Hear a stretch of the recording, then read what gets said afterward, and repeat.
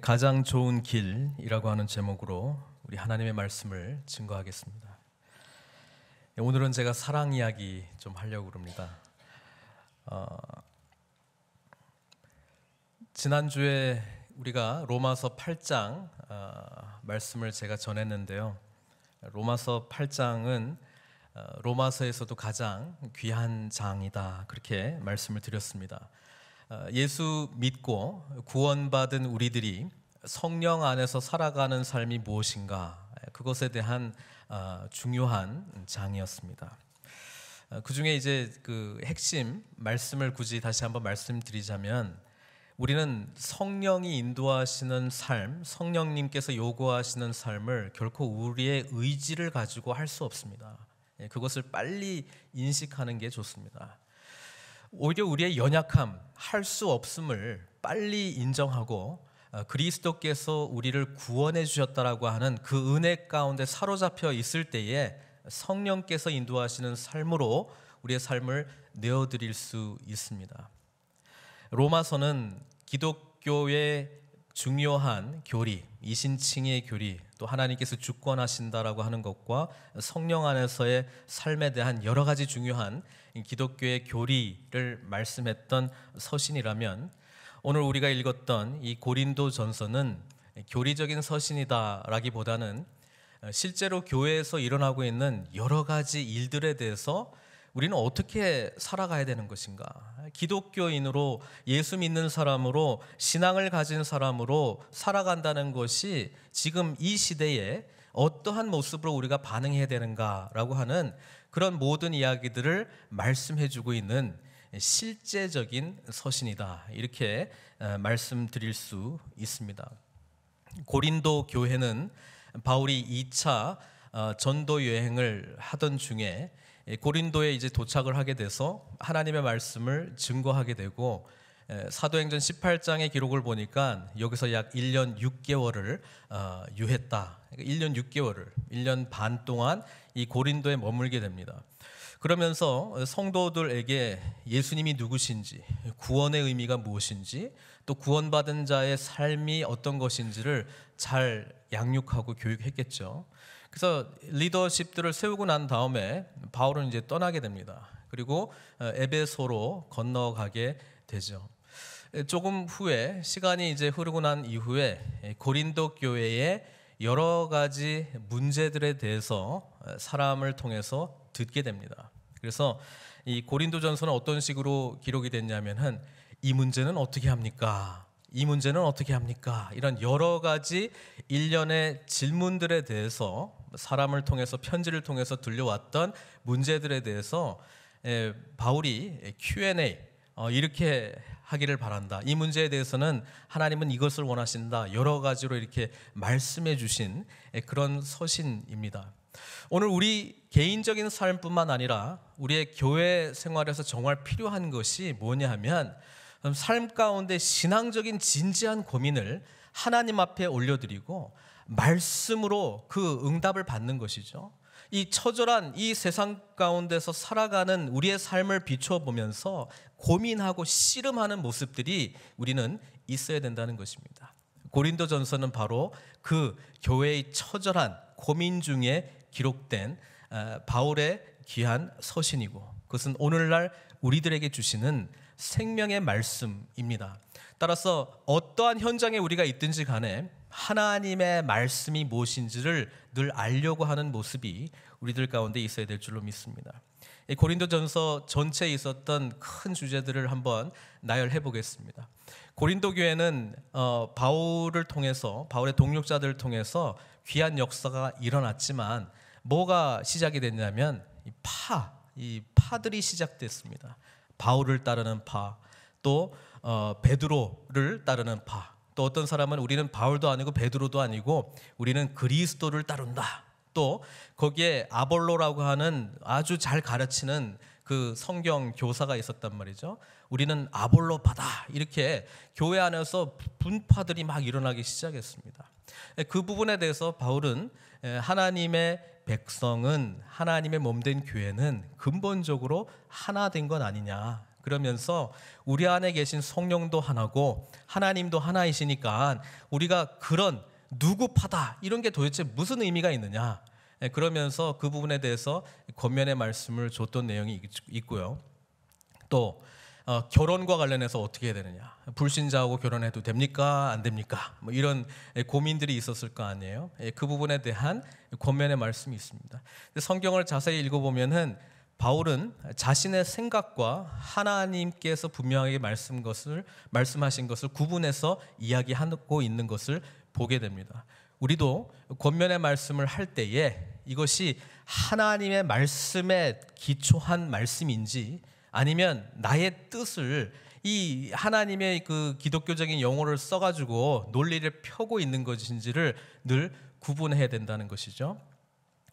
그런 문제가 있었고, 또 우상에 바쳤던 이 제물들을 우리가 먹어도 되느냐 안 되느냐 그런 문제도 있었습니다. 고린도시의 모든 이 육류는 사실 우상들에게 먼저 바쳐졌던 그런 희생 제사에 의해서 그 고기가 등장하게 되는 것이죠. 이것이 이제 시장으로 넘어가게 됩니다. 그래서 그 출처는 대부분 우상 숭배하는데 먼저 사용됐기 때문에 이제 질문이 생기는 거예요. 그런 거 우리가 먹어도 되느냐? 시장에서 파는 그런 고기 먼저 우상 앞에 바쳐졌던 제물이었는데 먹어도 되느냐 안 되느냐, 그 부분에 대해서 질문이 있었습니다. 또 교회 안에 여러 가지 분쟁들이 있는데 이거 교회에서 해결 못하니까 세상 법정에 나가서 해결받고 와도 되느냐, 교회 문제를 세상 밖으로 가져가서 재판받고 해도 되느냐, 뭐 이런 질문들이 있었다는 거예요. 여러분, 오늘 우리 교회도 사실 여러 가지 질문들이 있지 않겠습니까? 그러나 이 고린도 교회가 취했던 그런 자세는 하나님의 말씀이 뭐라고 이야기하는가, 그것이 사도 바울을 통해서 전달되었다라고 하는 것입니다. 이런 여러 가지 문제들을 뒤로 하고 지금 고린도 교회에 크게 부각되는 또 하나의 문제가 있었는데, 그건 다름 아닌 성령의 역사가 강력하게 임했단 말이에요. 그리고 성령의 은사들이 지금 곳곳에서 막 일어나기 시작했습니다. 13장 바로 전에 12장에 9가지의 그런 성령의 은사에 대한 역사들이 기록이 되어 있습니다. 지혜의 말씀, 믿음, 치유, 능력 행함, 예언, 영분별, 뭐 방언 말하는 거, 방언 통역하는 거, 여러 가지 은사들이 곳곳에서 막 일어나고 있었어요. 그런데 그 은사를 받은 교인들이 모였을 때는 하나님 안에서 하나 되는 모습이 아니고 오히려 자랑하기 시작했다는 거예요. 누가 더 영적인지. 나는 은사들을 여러 개 받았고 너는 하나밖에 못 받았으니까 내가 당신보다는 그래도 영적으로 하나님 앞에 더 가까이 있지 않느냐. 그러면서 이 은사들 받은 것들도 서로 싸우는 거예요. 그래도 방언이 가장 신령한 것 아니겠느냐. 너희들 내가 기도하는 건 못 알아듣지. 나는 그만큼 하나님하고 가까이 있는 거야. 나는 아주 천사의 말을 하고 있는 거야. 그래서 웃기고 있네. 나는 병 치유할 수 있어. 아픈 사람들이 나에게 오면 나는 병이 치료가 돼. 또 옆에서는 그게 뭐야? 나는 지금 하나님께서 우리를 향한 뜻이 무엇인지 분별할 수 있어. 그러면서 은사들을 받았는데 그 은사들이 오히려 분쟁의 도구가 되었다는 겁니다. 12장이 은사에 대한 이야기가 나오고요. 14장은 그 당시에 방언이 가장 그래도 고린도 교인들 중에 문제를 일으켰던 사람들 중에서 제일 최고로 쳤던 것 같아요. 너희들은 지금 이 세상, 이 더럽혀진 이 세상 속에서 뭐 지금 뭐 현세적인 거 가지고 뭐 해결하자 말자 이러고 있는데 우리는 언어 자체가 틀려. 우리는 하늘의 천상의 그런 언어들을 가지고 대화하고 있어. 이러면서 방언 말하는 거에 대해서 자랑하는 사람들이 세력을 얻기 시작했다는 거야. 그러니까 14장에 보면은 방언은 아무한테도 유익이 안 되고 자기 자신한테밖에 유익이 되지 않느냐. 그렇게 사도 바울이 이야기를 하면서 방언보다는 모든 공동체에 유익이 되는 오히려 예언하기를 또 구해라. 뭐 이렇게 이야기를 하는 식으로 하면서 공동체를 늘 사랑하는 그런 쪽으로 이제 은사를 받아야 될 태도들에서 이야기를 합니다. 근데 이 12장의 은사, 14장의 은사 사이에 뭐가 있냐면 너무나도 유명한 사랑장이 딱 있는 거예요. 그러니까 이 사랑장은 사실 이 장 자체만 딱 떼어가지고 이야기하면 우리는 이렇게 사랑해야 됩니다라고 제가 설교할 수 있을지 모르겠습니다만은 사실은 이런 은사가 풍성하게 임했던 교회 안에서 문제가 일어났을 때에 바울이 지금 이 은사를 어떻게 우리가 받아들이고 저 한 몸 안에서 정말 우리가 이 은사들을 바라봐야 되는 이런 이야기를 하다가 갑자기 사랑장으로 이렇게 넘어가는 거예요. 그래서 12장 마지막 절은 이렇게 이야기하죠. 너희는 더욱 큰 은사를 사모하라 이렇게 이야기하죠. 내가 또한 가장 좋은 길을 너희에게 보이리라.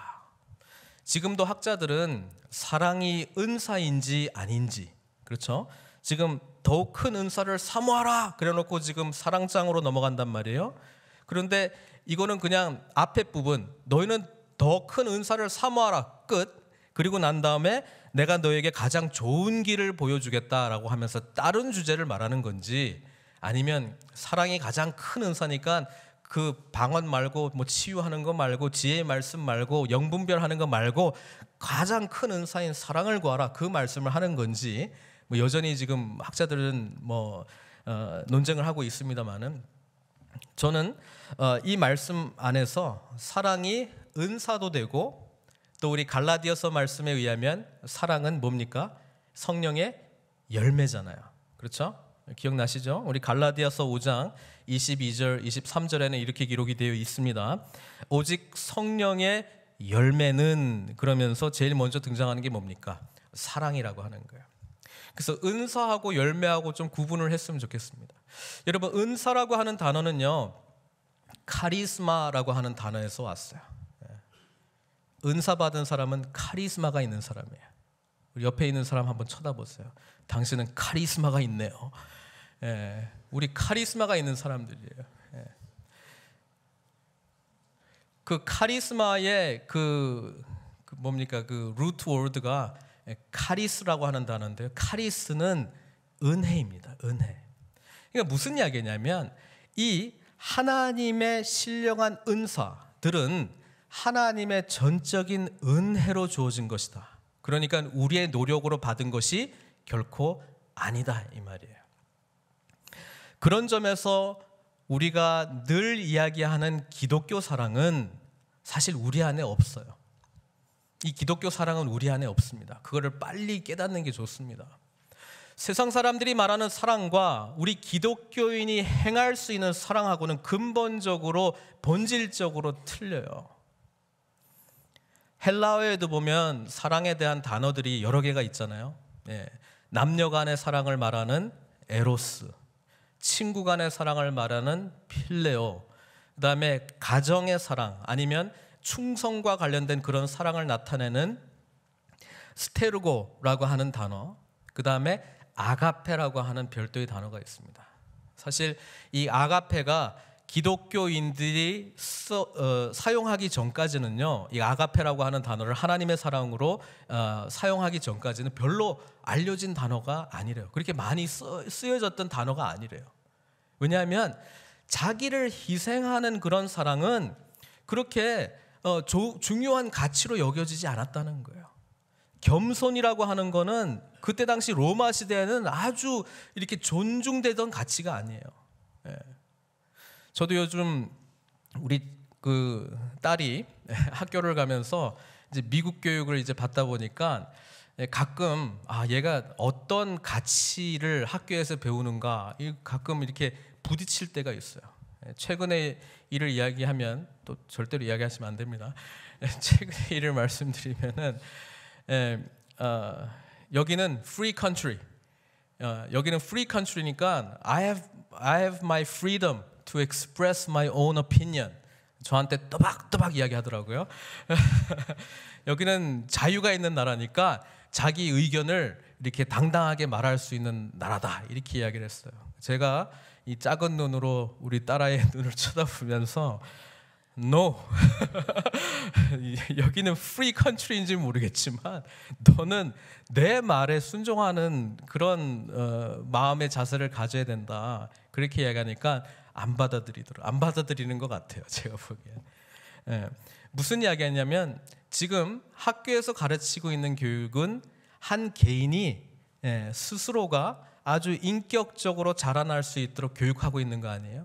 여기서는 자신의 의견을 피력하는 것이 중요하고 네 생각이 뭔지가 중요하고, 그렇죠? 다른 사람들이 이렇게 생각하지만 나는 그렇게 생각하지 않습니다를 아주 이렇게 장려하는 교육을 하고 있어요. 자기가 독창적인 어떤 생각을 갖고 있는 것을 귀하게 생각하는 시대입니다. 전 그것이 나쁘다고 생각하지 않습니다. 그러나 여러분 아셔야 됩니다. 성경적인 가치에서 가장 중요한 것이 있다면, 우리가 예수 믿는 사람으로서 제자가 된다는 것에 가장 중요한 가치가 있다면 다름 아닌 순종입니다. 학교의 가치가 순종을 가르치느냐? 제가 질문했습니다. 심각하게 질문했습니다. 안 가르치는 것 같아요. 순종은 별로 중요한 가치가 아니에요. 어떻게 생각하세요? 순종은 중요한 가치가 아니에요.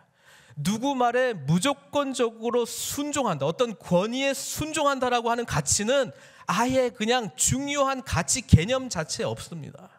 그러나 성경 안에는 우리가 하나님의 말씀 앞에서는 적어도 온전히 순종해야 된다는 것을 가르치고 있는데, 제가 고민했어요. 우리 자라나는 세대들이 도대체 순종은 어디서 배울까? 배울 수 있는 게 없더라고요. 만약에 집에서 배우는데 우리가 잘못된 방식으로 가르치면 순종은 억압입니다. 자기의 의견을 피력하지 못하도록 억압하는, 적대해야 될 세력이고 극복해야 될 세대이고 고쳐야 될 대상이지, 내가 그 부분을 따라야 된다라고 하는 건 배우지 않습니다. 그러면 교회에서 배웁니까? 교회에서도 어떤 말씀에 대한 권위가 있습니까? 목사에 대한 권위가 있습니까? 교사에 대한 권위가 있습니까? 그 말씀에 대해서 우리는 순종해야 된다는 것을 먼저 가치로 가르칩니까? 아니, 우리 애가 그럴 수도 있지, 우리가 그렇게 생각한다는데 그것을 더 알리고 싶지 않습니까? 우리는 싫든 좋든 이 세상의 가치의 영향을 받을 수밖에 없습니다. 그러나 예수 믿는 자가, 예수 믿는 신앙을 가진 우리들은 성서가 말하고 있는 가치가 우리의 최고의 가치가 되어야 될 줄로 믿습니다. 가끔 저는 자녀들과 또 이야기를 쭉 하다 보면 깜짝깜짝 놀랄 때가 있어요. 나는 도대체 어떤 가치를 우리 애들에게 가르쳐주고 있는가. 그래서 요즘 많이 고민됩니다. 또 제 말씀 전하는 것과 저의 삶의 태도와 또 사람들과 관계 맺는 것에 대해서 제 자신을 나름대로 분석하려고 노력합니다. 제가 전하는 메시지는 도대체 성서가 말하고 있는 이 가치들을 온전히 전하고 있는가? 이 세속에 물들지 않는 정결함으로 하나님 앞에 신실하게 나아가려고 하는 그런 열망들이 있는가? 우리 몸된 교회 리더십들은 과연 성서가 말하고 있는 그 가치를 향해서 나아가고 있는가? 오늘 사랑에 대한 가치를 제가 말씀드리려고 하는데 그거에 대한 고민이 있습니다. 우리 리더십들을 바라볼 때 정말 성경이 말하고 있는 이 중요한 가치들이 보여지는가? 교육학에서도 보여지는 커리큘럼 말고 히든 커리큘럼, 이거는 의도하지도 않았고 말하지도 않았고 보여지도 않는 것이지만 이게 더 큰 영향력을 미칩니다. 부모들이 주일날 또는 예배드려야 되는 이 시간에 어떻게 반응하는가, 우리의 작은 결단과 결심 속에서 우리 자녀들은 바로 보고 배웁니다. 내가 교육하지 않아도 내 예배가 어떤 것인가, 하나님을 먼저 사랑하는 것이 무엇인가, 이런 거 교육하지 않아도 우리 삶 속에서 우리는 계속해서 교육하고 있습니다. 어떤 가치들을 우리가 전하고 있는가 고민해야 되지 않겠습니까? 사도 바울은 이 은사가 풍성했던 고린도 교회를 향하여 한 가지 중요한, 우리가 가야 할 가장 좋은 길에 대한 하나님의 가치를 우리에게 피력하고 있다는 것입니다. 그 가치가 무엇입니까? 사랑의 가치라고 하는 것입니다. 이 사랑, 아가페, 하나님만이 우리에게 주실 수 있는 가치입니다. 여러분 기억하십시오. 이 하나님의 사랑은 우리의 노력으로 되지 않습니다. 우리의 의지를 사용해가지고 얻을 수 있는 것이 결코 아닙니다. 이 사랑의 가치를 우리가 온전히 경험하기 위해서는 먼저 하나님이 누구신지를 분명히 알아야 됩니다. 요한일서 4장 8절은 뭐라고 이야기하고 있습니까? 사랑하지 아니하는 자는 하나님을 알지 못하나니. 무슨 말이냐면 하나님의 이 아가페 사랑이 그 사람에게서 보여지지 않는다면 진짜 하나님 몰라, 그 이야기하는 거예요. 굉장히 무서운 말이에요. 그 사람에게서 아가페의 사랑이 느껴지지 않는다면 저 사람은 하나님 진짜 안 만났는 줄 몰라. 그 말하고 있는 거예요. 하나님을 알지 못하나니 이는 하나님은 사랑이시라. 하나님의 본성 자체가 사랑입니다. 하나님 자체가 사랑입니다. 우리는 그 사랑을 경험한 자들입니다. 그 사랑을 어떻게 경험했습니까? 복음으로 경험했다는 거예요. 복음으로. 그래서 복음은 나는 죄인인데 예수 믿고 이제 구원받았어. 이제 그냥 성화되어 가는 삶 살아가면 되지. 노력할게, 열심히 할게, 더 기도할게, 더 성경 볼게. 이렇게 해서 되는 게 아니고요. 복음의 본질 가운데 내가 깊이 들어갈 때에 그것은 저절로 삶으로 나타나게 되어 있는 거예요. 먼저 사랑이신 하나님을 우리가 만나야 되는 거예요. 깊이 만나면 만날수록 우리는 그 하나님의 사랑을 우리가 경험했기 때문에 그 사랑을 우리 삶 가운데 나타낼 수 있는 거예요. 하나님은 사랑이신데 이 하나님이 우리를 사랑하셨다. 성경은 그렇게 말씀하고 있습니다. 요한복음 3장 16절이죠. 다 같이 한번 해보겠습니다. 하나님이 세상을 이처럼 사랑하사 독생자를 주셨으니 이는 그를 믿는 자마다 멸망치 않고 영생을 얻게 하려 하심이라. 사랑하는 성도 여러분, 이게 복음의 능력이고 복음의 비밀이잖아요. 근데 이 복음 안에 거하는 자가 하나님의 사랑 가운데 사실 늘 거하는 거예요. 우리의 죄된 모습들이 주님 앞에, 말씀 앞에 성령의 인도하심 가운데 있을 때 비춰지지 않는다면 하나님의 이 놀라운 사랑이 우리 삶 가운데 경험될 수가 없습니다. 그러면 하나님께서 나를, 이 자격 없는 나를, 구원받을 수 없는 자를, 이 구제받을 수 없는 자를 구원해 주신 놀라운 하나님의 이 사랑이 경험되지 않는 거예요. 그 경험되지 않는 사랑 때문에 우리는 옆에 사람들을 쉽게 비판할 수 있는 거예요. 우리 옆에 있는 사람들의 잘못을 쉽게 지적할 수 있는 거예요. 왜? 나도 자격 없는데, 나도 정말 구제불능의 사람이었는데 하나님께서 나를 구원해 주신 그 은혜가 철철 넘쳤다면 그 사람을 향한 하나님의 사랑 또한 이해되지 않겠습니까?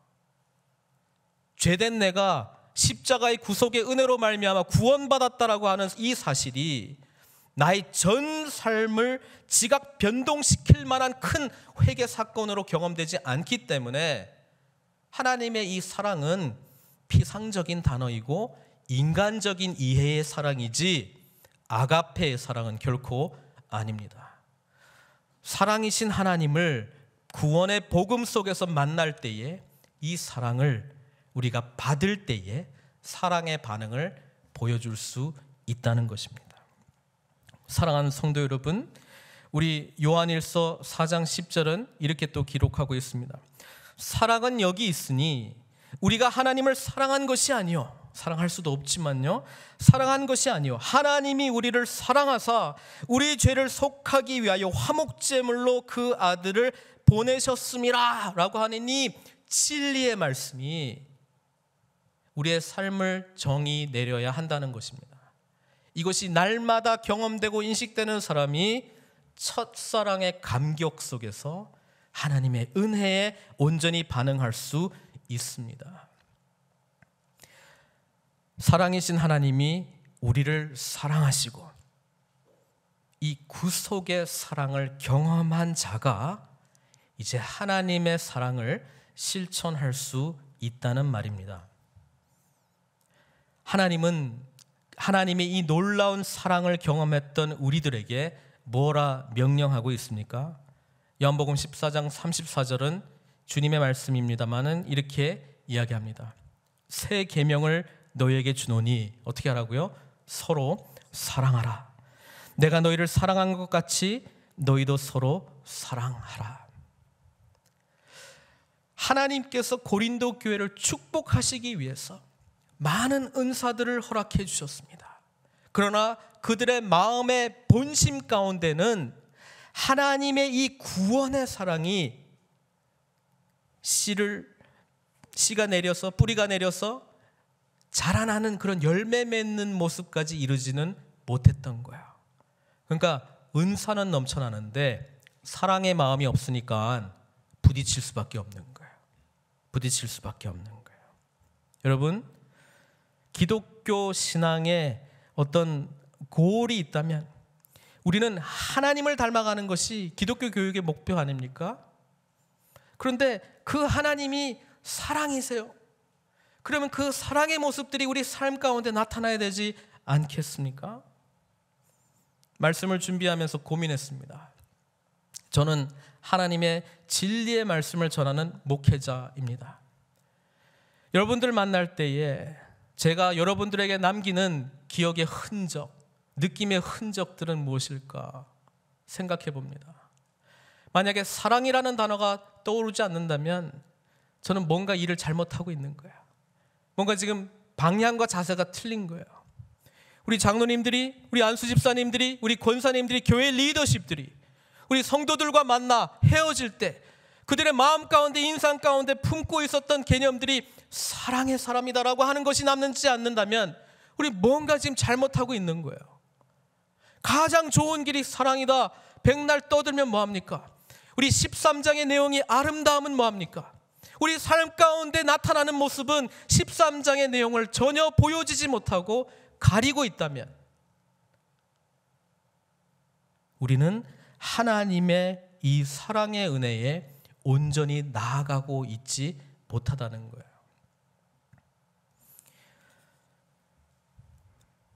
제가 매일 하지는 않습니다만 주기적으로 제 자신을 늘 점검하려고 합니다. 지금도 이제 코칭 그 세션 저랑 같이 하고 있는 분들한테 제가 그렇게 할 수 있도록 자꾸 권면해드리고 있는데요. 또 스스로 자기 자신의 연약한 부분, 또 자라나고 싶은 부분들을 찾게 해서 같이 저랑 의논하면서 이 계획을 만들고 또 실천할 수 있도록 이렇게 격려해주고 있는데요.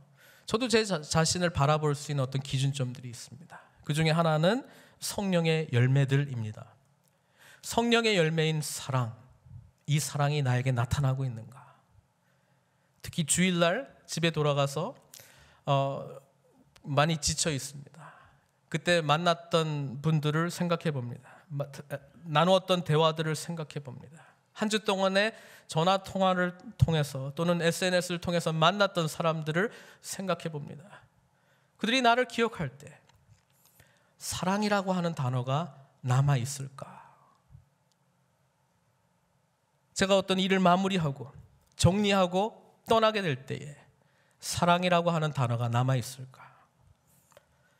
이 세상에 주어져 있는 시간과 공간 안에서의 모든 만남들이 정리될 때에 나는 사랑이라고 하는 단어가 나를 특징 짓는 하나의 단어로 사용될 수 있을까? 그거 늘 고민합니다. 심각하게 좀 고민합니다. 그리고 그러지 못한 제 자신을 발견하게 되면 아주 좌절하게 됩니다. 뭐 했나? 여러분 생각해 보십시오. 목사가 성도들한테 전화하면 여러분의 반응, 1차적인 반응이 뭐예요? 아, 사랑하기 때문에 전화하셨구나. 이렇게 반응하십니까? 어떻게 반응하십니까?